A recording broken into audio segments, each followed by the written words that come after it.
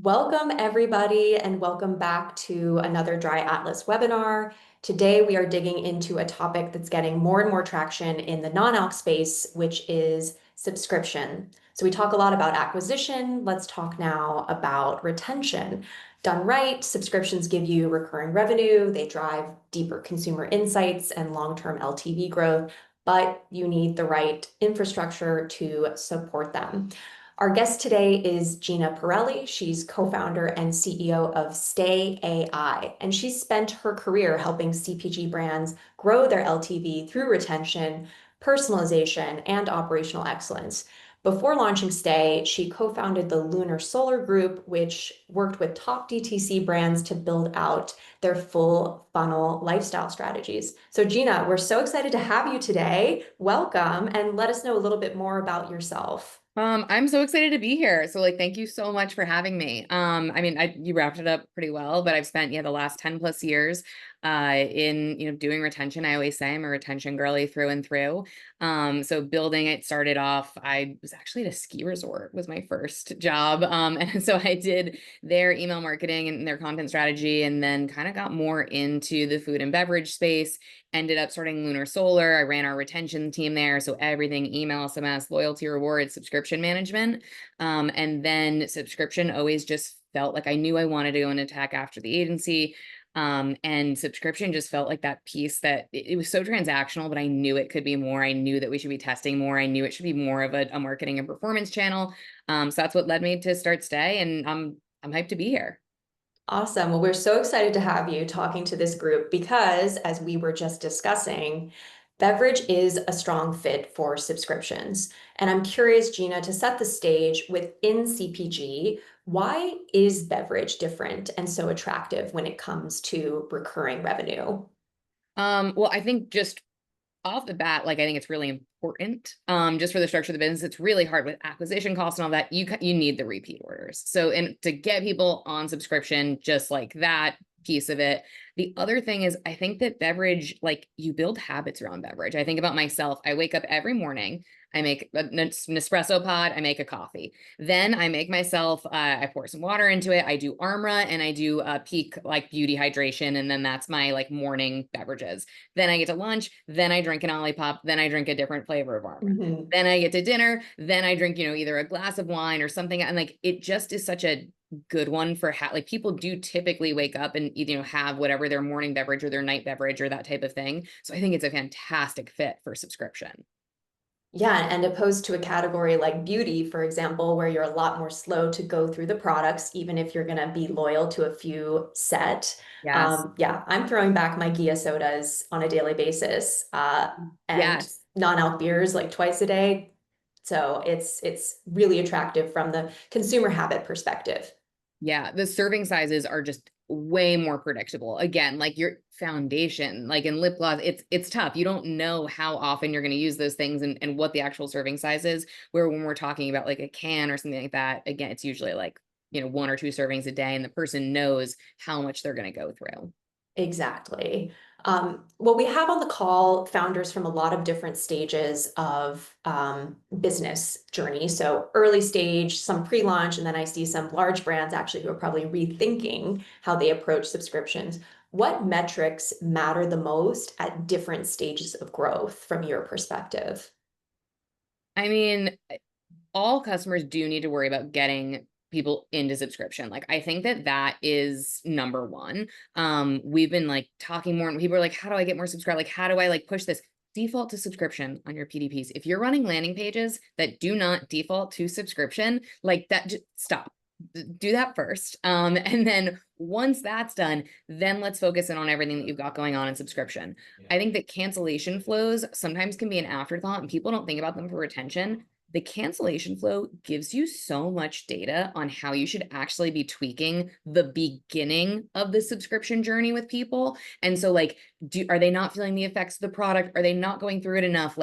I was chatting with somebody on our podcast the other day, and they said when they launched, they defaulted to every 2 weeks because someone was like, oh, we want to just get people in, but then they had Mm. really high churn and people were just annoyed. I'm like, they probably don't want a pack of beverages being delivered every 2 weeks. It's probably also not good if you're offering free shipping. That doesn't make sense. So just like, while it sounds like counterintuitive, my biggest things to focus on are, one, make sure you're defaulting to get people in, and make sure you have a good cancellation flow set up that's going to tell you what people's issues are, and listen to that data, not just to optimize like the cancellation flow, but to optimize every step of the journey. And that's a really good thought, because I think a big concern with subscriptions is churn, and people fear churn, and it's a reason why I think they don't dip their toe. But to your point, churn itself is a process to optimize, and it gives you so much valuable input on how you can therefore tweak your subscription offering. But to your point, you're leaving money on the table if it's not even an option. So why not Yeah. just test and see? Yes, 100%. So you've worked with some brands that are really getting subscriptions right. And of course, that's a big part of what inspires you in the CPG space. You've driven, I've seen between 35%, 128% growth in subscriber revenue with Stay AI. What's driving that? What are the most important levers that these brands who succeed are pulling? I think they're really giving people a reason to subscribe. So like we talked like in it, like I'm gonna drink an Olipop almost every day at lunch, like because at this point I've now formed a habit. But in the beginning, like Olipop had to break into that with me. Like they had to win me, and like there was something about, like, sometimes great product is enough, but other times it is this like sense of community, sense of cool things coming out. I see a lot of brands do this well, where if they have a limited edition flavor, they have something, like they're putting it in the portal, they're using these banner ads, they're messaging their customers, they're giving subscribers early access, they're giving people a reason to like fall in love with their brand and build that relationship. And so it's like this, without having to do a Facebook group or something like this, like if you don't have the budget for community management, you can still build relationships with people by just like making sure that you're up to the emails are polished, like you have good things going on. So that way they feel like, oh, I'm like on the inside. Like I know about this maybe before other people do. If you're launching anything new, give it to your subscribers 2 days early. It makes a lot of difference. I love that. And I know community first is kind of a buzzword strategy, but to actually see how you can put it into practice is always helpful. Yeah. Specifically within beverage, you've worked with some brands in our alcohol alternative space like Can and Gia. Can you walk us through how brands like these are using Stay's features today? Yeah. Gia, I think a great example, they're bundle builder. So they actually came into us from another brand. They saw it and we're like, wait, this is like what we just want people to be able to mix and match and do different things and add these things together. And at Stay, our bundle builder is just like, you can have a minimum amount of products, a maximum amount of products, especially with like when you're shipping, like with, it can get really expensive. Sometimes you like need certain like mailers or boxes or something, so like certain pack sizes are important, where like you really can, like you want to like let people mix and match, but like you need to do 4 or 8 or like whatever it is, like 7 really is like inconvenient to ship, so you can offer better discounts. So we see a lot of them using that. Can is always testing different stuff, whether it be win backs, or I think that they've got the cool stuff going on with smart dunning, where they use more stuff kind of behind the scenes to like optimize their subscription program. I love that. And Gia's bundle builder is one of their core features on their website that they highlight. It's right there, first thing in the nav bar. I think especially when you're expanding your SKU set like that, um, it's really exciting to give the customer that kind of customization and ability to easily and seamlessly choose exactly what they want. To your point, I have my Gia every day at 5 p.m. I am lucky to get it wholesale because of my also owning a retail store, but I need to be checking out the bundle builder when my wholesale account is ultimately closed. So we will look into that. Um, Whether we're talking about brands like Can or Gia or broader beverage, I'm curious, what are the common traits that you've seen from just the highest performing programs in general? it, the flexibility and like openness to test. So Mhm. we have a tool in Stay called our ExperienceEngine. If you do not have an upsell running in it takes 3 minutes max to set up. And it's just as simple as like, if somebody is subscribed to this, and you can just do, hey, all subscribers on any order get 50% off this other product. If it's a new product that you're trying to push out, you can do any percentage. You don't have to do 50, you can do 20, you can do whatever, but you should give some type of special incentive for some form of cross-selling. If you have more than one product in your product catalog, like this to me is a must. But you can test this and you can get, as specific as you want. You can say, we want to test, product A, we want to test the upsell to product B, and we want to do two different offers. We want to do, $7 off versus 30% off and see what the take rate is on those two things. We want to test two different products versus each other. We want to layer it in on the first order, you get a free gift. On the second order, you get this upsell to this thing. You can kind of start to stack it. And so you can see how it just like start small. If you like, don't get crazy the first time you set one up, just go set at least one up. We usually see if you do nothing, like the take rates on these can be small, sometimes like 2%, but it's just additional revenue that you didn't pay for anything. You just like, but people who really push it and lean into it and they set up the email notifications for it and they like push it to their customers and, you're sending text messages with quick action links and things like that, then you can see these way higher take rates. I mean, I know brands, they're doing more than 10% of their subscription revenue from just add-ons because they prioritize these one-time add-ons to customers. And that makes a huge difference, especially at scale. Yeah, and I love a theme, Gina, that's come through so far of you don't have to have this perfectly baked vision for your subscriptions. There are so many tactical things that you can just start to dip your toe in and test and learn as you go. I think that's a big theme. And for those who are saying, "Hey, this sounds great, but I don't have time to think about designing this program," how do you potentially hold the hand of someone who's never done subscriptions before and is maybe a bit overwhelmed?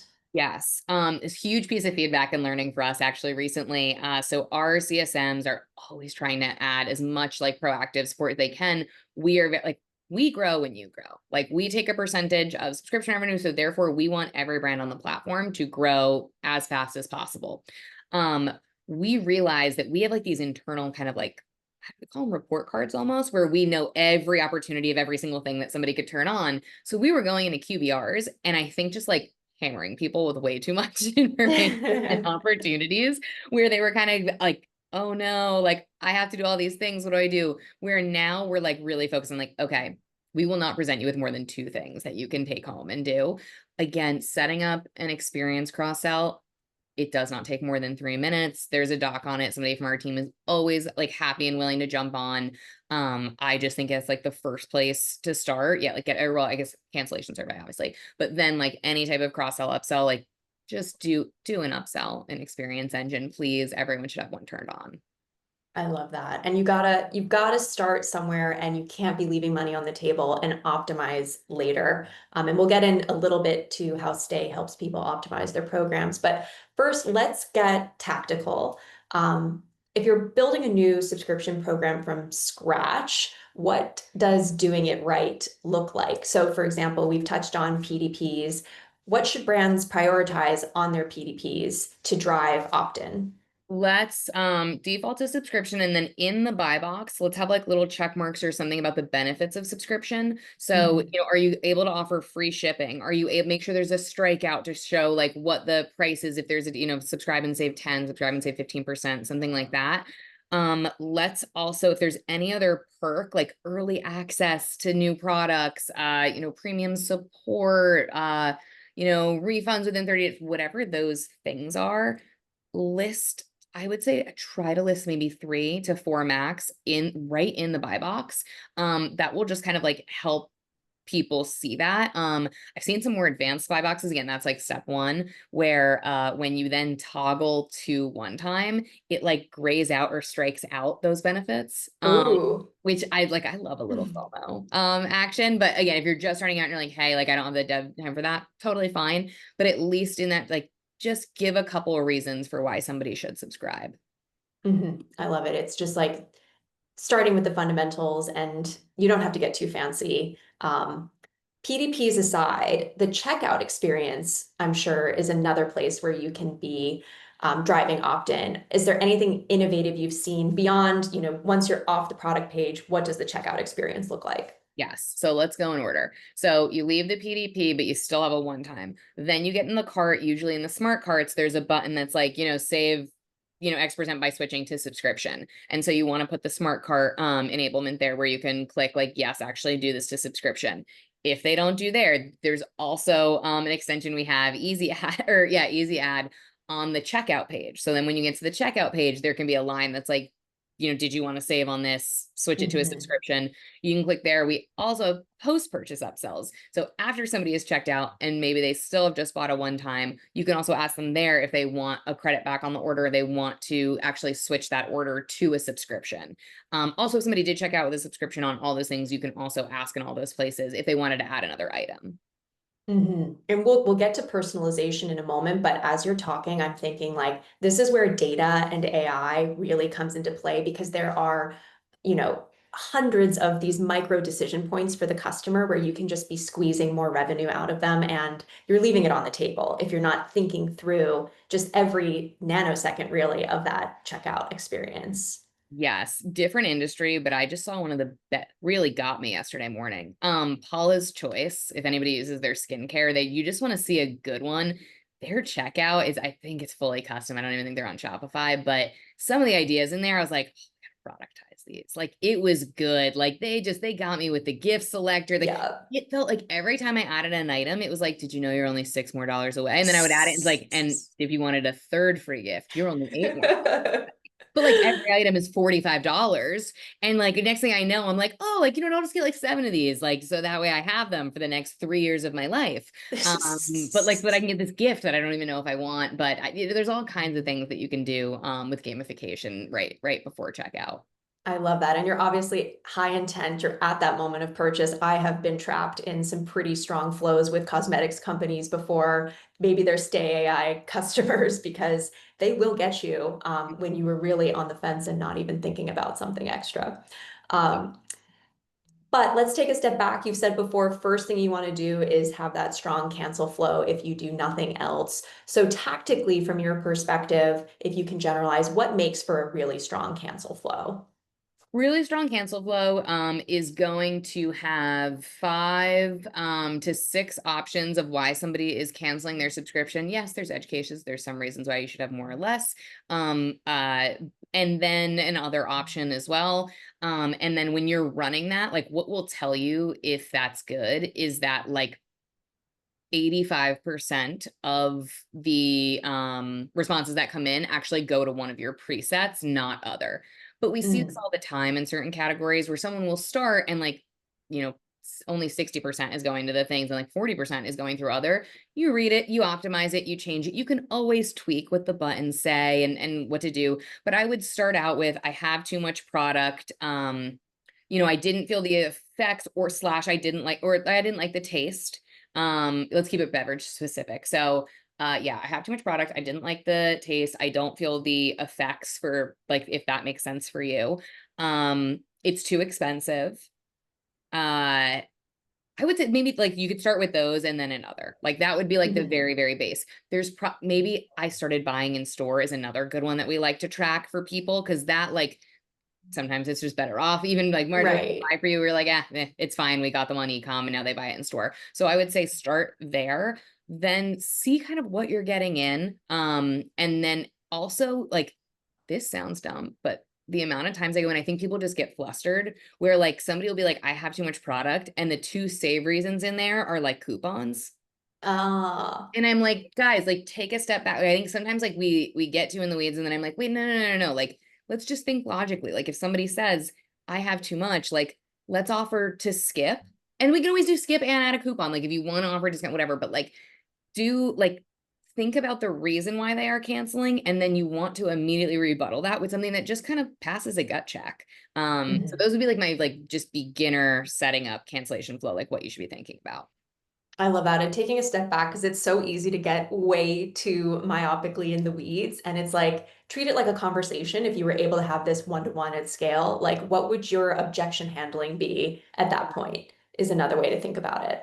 Exactly. Like if you told me like, hey, Gina, I want to stop this order because I have too much. I'd never be like, but what if it was $4 cheaper? Like,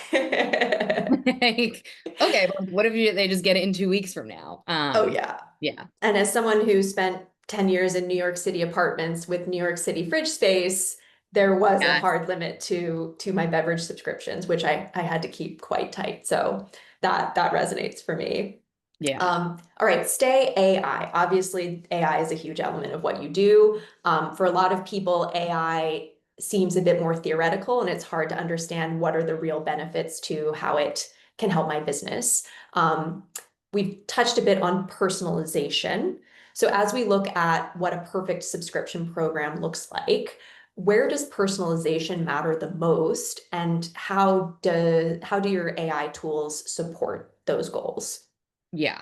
I love this question and I love this topic because I think that sometimes we get these like, well, why isn't the portal completely different for every person that comes in? And why aren't all the emails fully custom based on the thing? And like, listen, AI can do a lot. Like as somebody who like talks in a chat probably 8 times a day, asking to help me with things and what's going on and all this stuff. I get it, but I'm also like, a lot of these things like we started years ago. So I love the example of retention engine. It's a finite set of data, like the cancellation reason. And so we allow you to do a 50, like a split test on, so let's say, somebody says it's too expensive and we want to A/B test $7 off versus 30% off and see how that resonates with the customer. The way that retention engine will work is it's a live learning model. It starts off as like a straight like 50-50 split test. And then it might start to see that, for certain types of customers or whatever, like, or just across the board that 30% off resonates way better. It's going to start serving that to more people and it's going to start serving. And if it starts changing and whatever, and then like it'll start to bring it back and equalize. But like that is such an easy way to use AI and machine learning, like to just self-optimize these cancellation flows. So that way you can put in a bunch of treatments and every day you don't need to log in and be like, okay, well, what's performing more? Like, how do I switch this? How do I change this around? Like, that's kind of like step one. Then we use it in other places, like in smart dunning. There's a finite number of reasons why a credit card declines. I mean, think about all the times that you've been at the gas station, you need to charge something for $4, your credit card declines and you have that panic. That happens with subscription orders. It's just a general decline. It should be retried immediately. Like it doesn't need like the dunning used to be like, oh, if a credit card declined, retry the card every 4 days or every 7 days or like whatever, where like we look at the data set, when should something be retried? And then we'll retry it at the fastest, like best time that makes sense for that. If somebody has insufficient funds, we're not going to retry the card immediately 1 minute later. We're going to retry the card at, like if we saw that that credit card went through well on a Thursday one time, but it's a Tuesday, we're going to retry it on a Thursday, or we're going to retry it on a Friday because a lot of people get paid. Like that's how we're kind of thinking about the different applications. And there's quite a few other places within the platform that we use it, but that's how we think about using AI. And I love it. It's tactical and it's practical and it's not too complicated, even though there might be a temptation to make it overly bespoke, as you mentioned.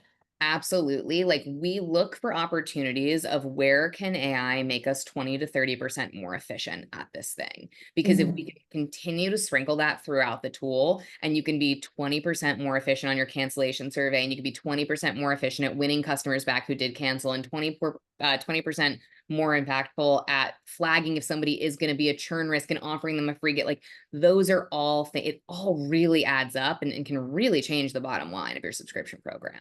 And the compounding, I'm sure, of that over Yes, time as brands mature. exactly. Love it. Let's talk now about LTV and tactical ways to increase LTV. As you know, beverage is a capital intensive category. We've got people who are beholden to investors for whom LTV is really the key metric. I'm sure that's true across CPG. So people are sweating it. Yeah. Let's talk about what we can do here. From your perspective, what are the most effective cross-sell or upsell tactics that you're seeing right now? Yeah. Okay. So a couple different things I want to cover here. But so to your last point, cross sell, upsell, I would say experience engine, looking at what somebody is subscribed to. Can we get them to add another product? You should be using experience engine. You should be using quick actions for those. You can use quick actions in text messages, in emails, whatever. You should be sending messages to your customers. Hey, would you like to add this to your upcoming order? Experience engine will automate that for you. But if you have I think like Black Friday period, like if you were like, hey, today for all subscribers, like add this product, to your next order, you could stack quick actions. So you could do something like, add this special promo product that's just available for the weekend, get an extra 10% off your order and get it today, which now like maybe their next subscription order was 2 weeks from now. Now they've added a product, they've gotten a bit of a discount, so they feel good. And now you've just moved the order up 2 weeks because they're excited and they want to get this package now. Like those are things that everyone should be thinking about for their Black Friday, Cyber Monday. Like, what are we doing with subscriptions? But there are other times throughout the year, of course, that can be useful as well. Anytime you're launching anything new, or just like, hey, we're going to do a subscription flash sale, add this to your upcoming order and get, a little bit. If you usually do subscribe and save 15, do subscribe and save 30 on this one item if they add it to their next order. So there's all that. Does that answer your question there on cross sells, upsells? Love it. Yeah, great tactical advice. Perfect. Next thing, we recently released this product performance page in our dashboard, and I love it. And the way that we've been using it, it shows churn by product over a certain period. And so we're sorting it by like, what are the highest revenue driving products? And then right on that same table, we're able to see the churn rate by the product. So it's really interesting sometimes where and you can also see it by checkout and by reoccurring. So sometimes you'll get these products that everyone comes through checkout with because it's like the hero product that you buy when you check out, but it actually might have the highest churn. And like, what does that tell us? It tells us that either like we need to push more dollars in acquisition to a different product that has, way lower churn, or anybody who gets that, maybe they should get a sample of a super low churn product, or maybe on their second order, we should really be pushing them to a very discounted upsell. So that way we're prompting swapping, we're prompting getting them into one thing. Like, I think about all the companies where there was there's a company in the wellness space right now, and they have a flavor watermelon that is the top checkout order, but highest churn. But then like orange is like the best retention. So like people think they want water. They're like, oh yeah, like I think I want watermelon, but like they actually just don't love the flavor of it. But like orange might not be like their go-to, but anybody who gets into orange like never churns off of it because it must be better or something like that. So those are all things that you should be looking at, because sometimes like your gateway product might not be the highest LTV product. So if you can get people to swap and get people to sample other things, that's really, really critical. I love it. And I feel like the surface of opportunity just exponentially increases the more SKUs you have. And we'll get in a little bit to that. I see some great questions coming in on that topic.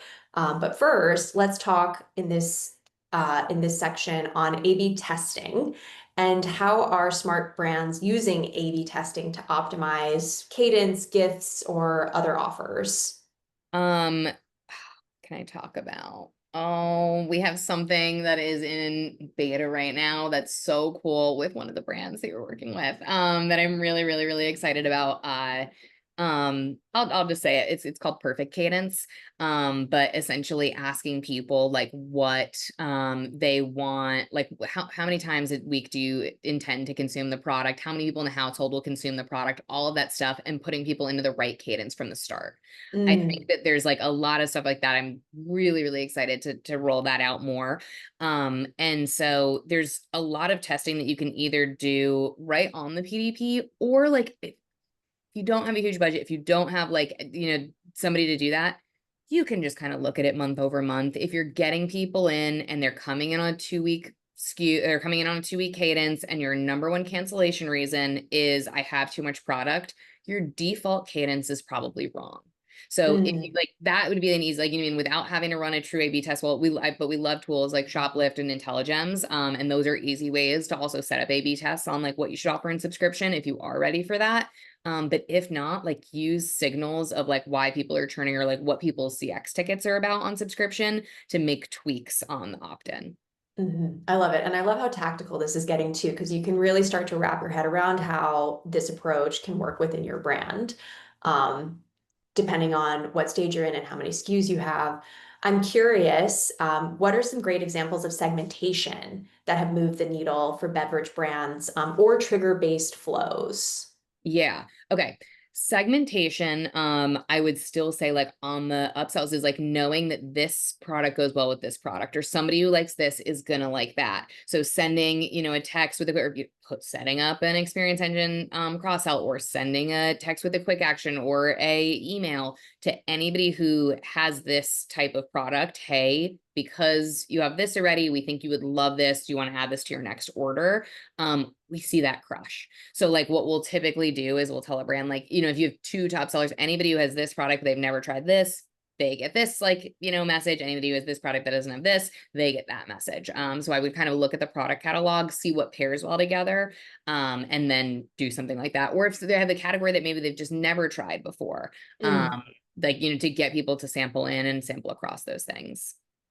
Love it. Makes sense. Let's now go back to cancel flows. We touched on it a little bit as an easy early win for people.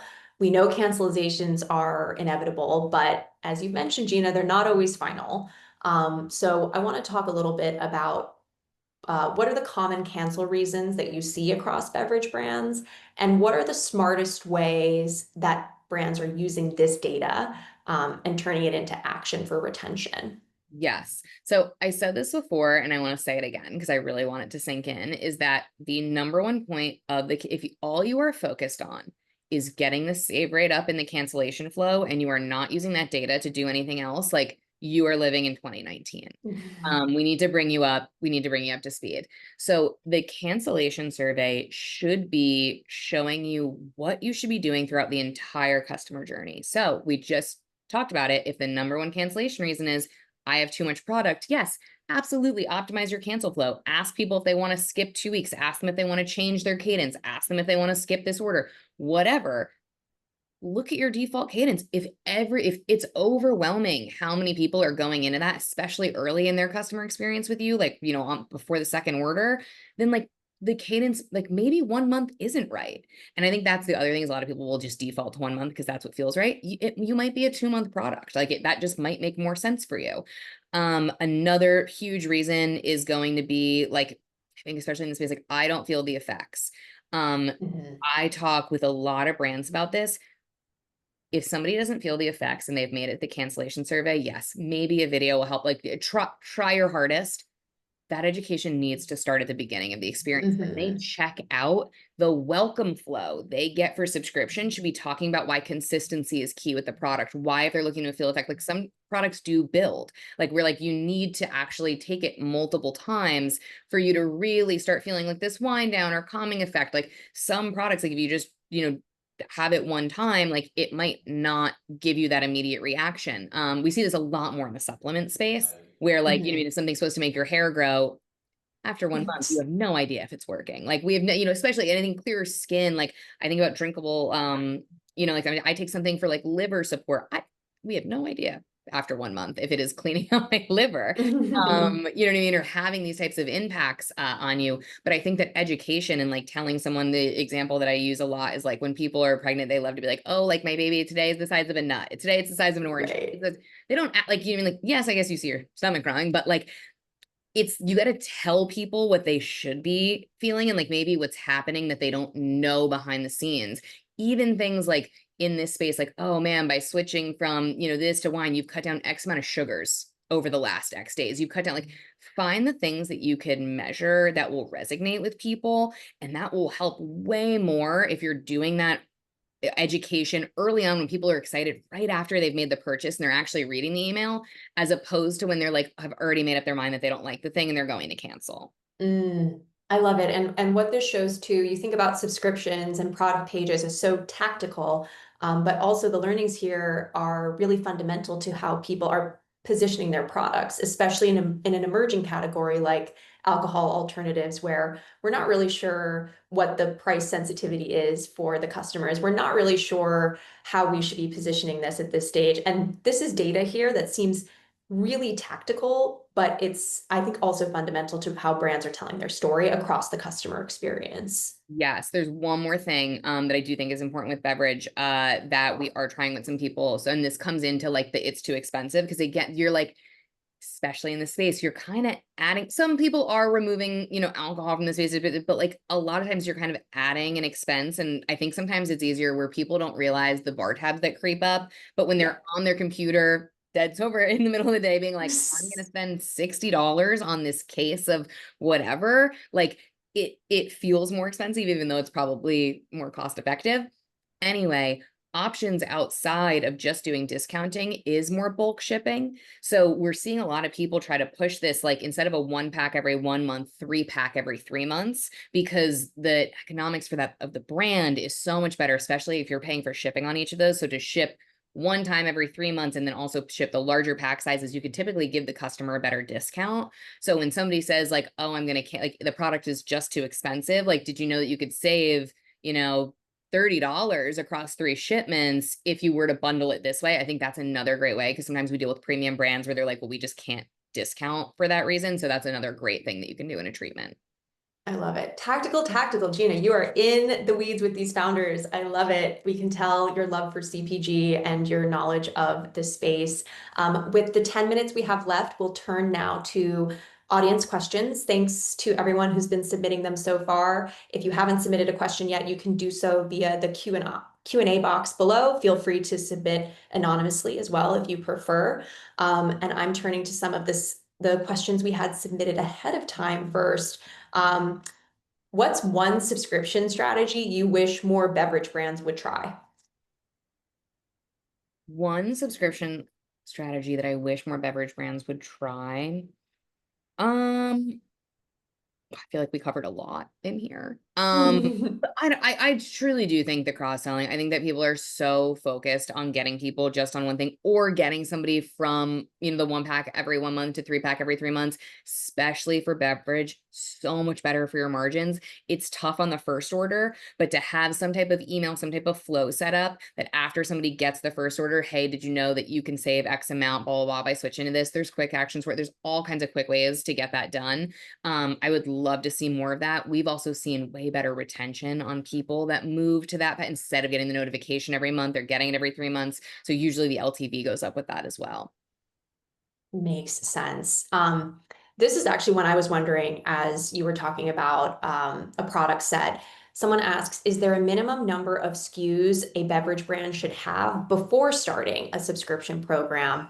And building off of that, is there a number where you see the subscription program is maximized? And absolutely not. We have a lot of single SKU brands. And so like, I know this is like a little, I mean, think about like even like AG1, like up until, when they only had one SKU, and it's a fantastic subscription company. Like it's a little bit different because powder you're not shipping liquid, but like you don't need more than one. If you are a single SKU brand, you absolutely can have people on subscribe. If somebody is drinking the product, every day, I don't need more than, one different SKU. Yeah, you can't do the cross-selling stuff we talked about, but that's not a reason not to put people on subscription. And then the second part of that was, do I see like when it's like optimized? It's tough. Like even if you just have two, it's fine. Like, yeah, like I think like this sweet spot, like where we see people have like a lot of optionality, we see a ton of swapping going on, is probably at like at least 5 options or flavors of different options and whatnot. But I don't think that is like the magic number, and like that's what you need. I think that even just one is fine. That's good to know, because I think a lot of brands are obviously starting in a very focused way. Someone like Gia has been working at this for 4 or 5, 6 years now. But I do love that Gia has a mix not only of flavors but of formats. And I'm sure that there are a lot of creative ways that you get people to fall in love with the cans, but maybe try the full size bottle, which is a little more of sticker shock. So interesting things to think about there with diversified formats. I love this question because people always want to know what to avoid, but what are common subscription mistakes that you would avoid if you were launching a beverage brand? My guess is ignoring it altogether would be the biggest mistake, leaving the money on the table. Being But scared to any default to thoughts? subscription. I think that is a big one. We get a lot of pushback. And so you really have to like zoom in, zoom out when you think about these programs. So we get a lot of people that are like very nervous about the conversion rate. And they're like, well, if I default to subscription, the conversion rate might fall. And like, that is worth trying and measuring. Like, I promise, like the website will not explode overnight and you'll get 0 sales because you defaulted to subscription. That will not happen. Even if the conversion rate drops a little bit, like it's worth, and which we do not typically see at all. But even if that were the case, how much more is a subscriber worth to you? Because if a subscriber is worth 50% more to you, but the conversion rate drops a single percent, like that might still be a net win at the end of the day. So I think like that, like people get very scared to change things on their PDPs, to change things that are working on their landing pages, but you got to test this stuff. And I am very, very bullish on defaulting to subscription. I love it. And a related question, I wonder if it's ever too early to go into subscription. Someone asks, for a new beverage brand, how do we incentivize subscription opt-in to our audience before they've even tried the product? For example, we have 3 varieties. Would you recommend a sample bundle of 1 can of each in advance of the first subscription delivery? Or Gina, do you really have to have someone who's at least sampled or tried the product and fallen in love before you're kind of, asking them out on that date to commit to subscriptions? Great question. I think it can always be an option.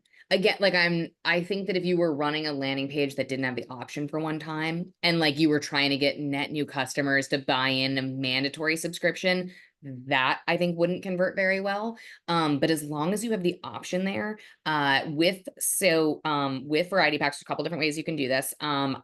We typically see the sample pack will have the highest conversion, and the most like one time in usually also has the highest churn, because not everybody likes everything. Some people do, really depends on kind of like what you have going on. But I've seen this work a couple of different ways, where for like usually some people will automate it. They'll be like, hey, we know that strawberry is the best. And so we'll do a variety pack that then we urge people to switch and pick what they want. But some people will automate and they'll do a workflow that's actually like variety pack, and the second order will auto switch to whatever their strongest is. So if people won't get the variety pack again, especially if you're doing like a sampler. So like if somebody's like, oh man, like we've got this like 4-pack sampler, but then all the rest of we want to get people into the 12-pack, and those are all like single flavor 12 packs. You can do like a sampler that like after 10 days flips to whatever, and you can send emails and be like, hey, we're gonna flip this to strawberry unless you go into the portal and change it. So there's a couple like there's different ways you can do it. You can also allow people just to stay on the variety pack and send emails that are like, hey, reminder, what flavor was your favorite? Switch your next one to this, unless you want to stay on it. So I would just say if you are offering a variety pack, like think about what the next step is. I promise it's really not that hard to set up. Love it. Okay, well, let's give you the opportunity now. Someone asked, how does Stay AI compare to other vendors? So someone says, perhaps a little too tactical. I think not, but we are a fast-growing DTC brand and preparing to implement subscriptions ASAP and currently evaluating vendors. Why does Stay AI win over vendors like Recharge or Skio? Yeah, great question. Well, because we're the best. No, I think there's a lot of different reasons why we win. And like I think it would be silly of me to say that like we're always perfect every time and always the best in every situation. I think that every piece of tech definitely has its strong suits. I think where Stay really shines, and why you see a lot of the beverage brands going with Stay, is from the tool set of the way that we've got, the experience engine, is with the way the smart dunning is set up, is the way that we have our quick actions like done.